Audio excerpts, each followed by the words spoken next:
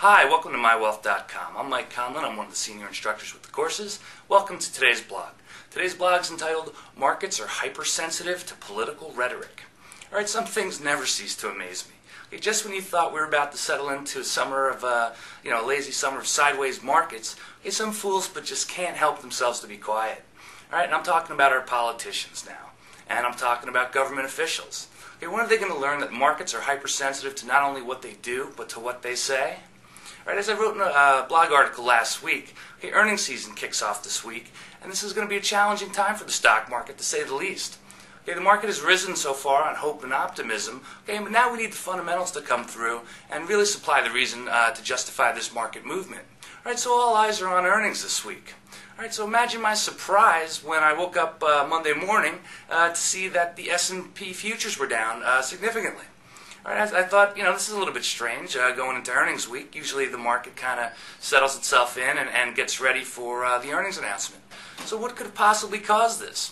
Well, little did I know that while I was stuck in post-4th of July traffic, all right, that our Vice President Joe Biden was doing his best, or worst, as the case may be, to cause fear in the markets. All right, somewhere thousands of miles away in Russia, President Obama must have been ready to strangle his teleprompter. So what did Biden say that actually caused the futures to tank? Let's have a look.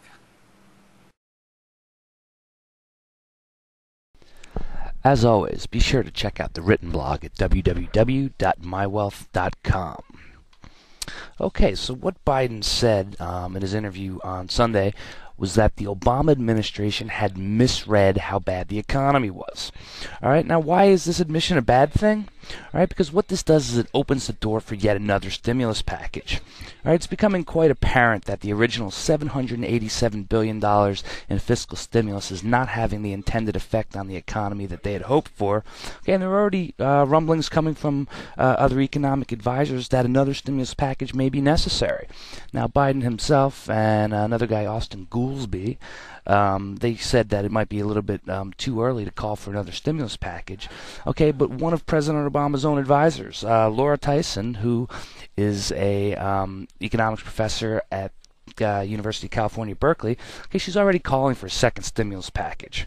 All right, so someone should remind her that actually, technically, this would be the third stimulus package, the second Obama package. But who's counting at this point? Unless you're the U.S. taxpayer, of course. All right, so what should the administration do to avoid the unintended consequences of what they say? All right, they need to give the first fiscal stimulus package a chance to work. All right, much of the complaints that have been made about this package was that it's been too slow to roll out. So let's see what happens when the money does hit the economy. All right, well, I was not a fan of the original idea of the package. What's done is done, as they say. So let's give it a chance to work before we start commenting on its effectiveness.